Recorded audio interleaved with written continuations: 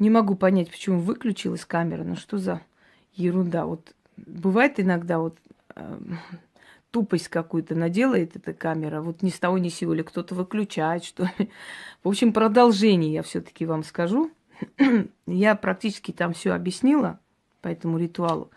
Там объяснить-то уже ничего не осталось. И вот так 10 дней подряд совершайте этот ритуал.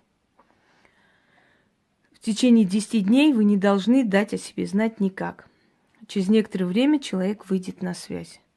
Обязательно выйдет. Так вот, из моего опыта, когда я первый раз делала этот ритуал, я сделала на 4-й день. Мне позвонил и сказал: слушай, ты ведьма, что ли? Хотя он об этом, может, догадывался только.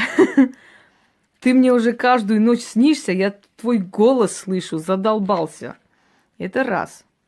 Второй момент, когда я своей подруге сказала это сделать. Последний раз, когда она, ну, то есть уже 10-й день, когда она делала, она говорит: я думала, что он вообще деревянный, вообще я для него ничего не значу. Погасила свечи, все это убрала и с тоской легла спать. И тут стук в дверь, дождь, там слякоть, открывает, и он стоит. Что-то случилось? Такие глаза. Она говорит: а что должно случиться? Не знаю. Твой голос я слышал дома.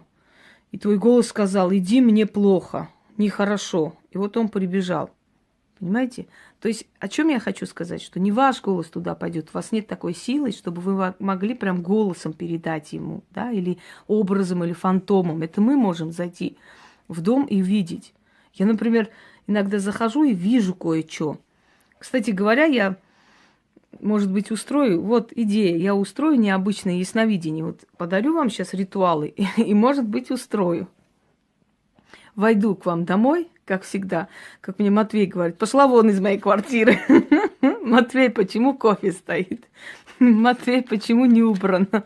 Почему кот лежит на твоей постели? И так далее. И вот он иногда такой: пошла вон из моей квартиры. Поселилась тут в шкафу.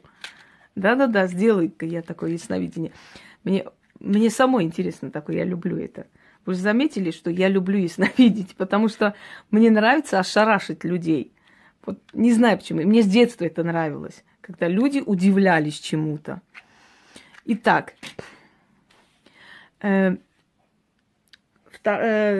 один момент такой. Когда категорически просто все шло к разводу, это хороший ритуал, чтобы проверить еще и чувства человека. Понимаете? Действительно ли человек любит, все-таки есть в нем какая-то частица любви к тебе или ничего нет? Еще раз говорю, это не приворот, это просто зазыв тоски. Чтобы человек сам понял, что любит тебя, и чтобы и ты поняла, что он тебя любит. Ну и заодно и помириться, если вы не можете по-человечески вместе говорить, можете помириться таким образом. Это когда случай не из безнадежных, понимаете? Так вот, еще был такой момент, когда он ночью увидел, в основном женщины это делали, поэтому истории женские. Он увидел ночью, что она падает с обрыва, вскочил, ночью оделся и поехал к ней. То же самое, хотя у них ребенок есть, и как бы она жила у родителей, они развелись, они уже полгода не общались, и она вдруг поняла, что без него жить не может, что это любимый муж и прочее, прочее, и начала вот это делать.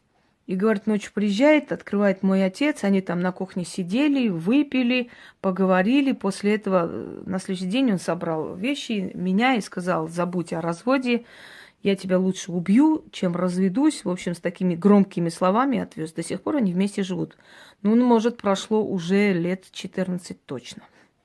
Так что, дорогие друзья, я вам дарю этот ритуал в знак своего уважения и благодарности, хорошего отношения ко мне. Пользуйтесь на здоровье. Будут вопросы — спрашивайте. Всем удачи и любви.